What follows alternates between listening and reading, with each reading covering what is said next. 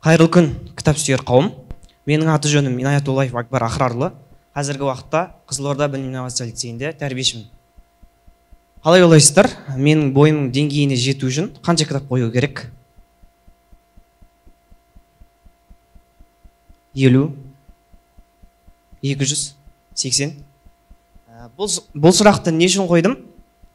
Мен лицей табалдырығын алғаш аттаған кезде математика пәнінің мұғаліміміз Алмат ағай бізге өздерінің бойларының деңгейіне жететіндей кітап оқымайынша ой өрісі қалыптасқан жеке тұлға болып қалыптаса алмайсыңдар деген болатын.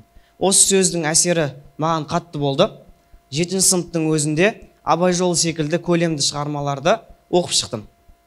Ал енді қазіргі кәсібім тәрбиешілік. Тәрбиешілікте құндылықтарды оқушыларға дәріптеп, әр оны бойларына сіңдіру ең маңызды жұмысым болып табылады. Сол себепті оқушыларға қалай кітап оқыта аламын деген ізденістер жасадым. Алдыңғы жылы өз жұмысын бастаған Кітап Space бағдарламасын білетін боларсыздар. Сол бойынша 2-ші тоқсанда республика көлемінде ең үздік сынып менің сыныбым, ал ең үздік тәрбиеші мен атандым. Бұл нәтижеге жету қарапайым болды. 2-ші тоқсан бойынша менің атым Қожа атты кітабынан жарыс ұйымдастырдық. Жарыс бойынша алғашқы үштікке сыйлықтар табыстадық.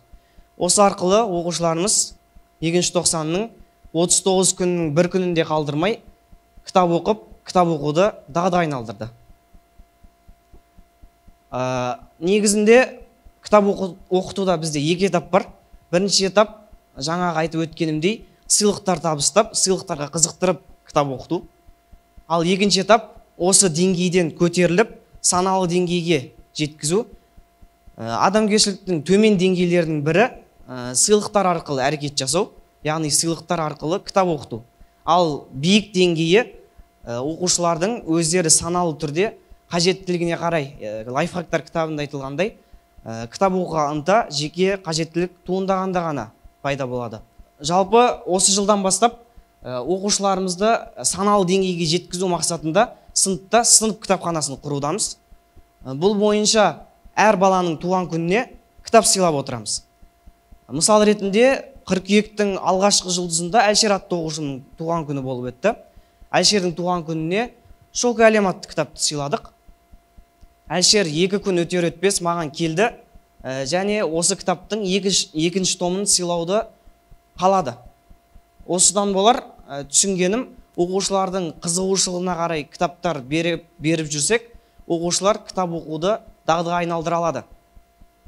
Сөз соңын 27 жасында дүниеден озса да әдебиетте айрықша орны бар Сұлтанмахмұт Торайғыровтың қараңғы қазақ көгіне өрмелеп шығып күн болам, жалғыз ерте сөнген сәулелі үмітін біздер көктен сәуле шашпасақ та кітап атты шамшырақпен жерді шартараптан жарықтандыра алсақ, қараңғы көңілдер жарықтанып, аязды қыс әсем көктемге айнала алмақ.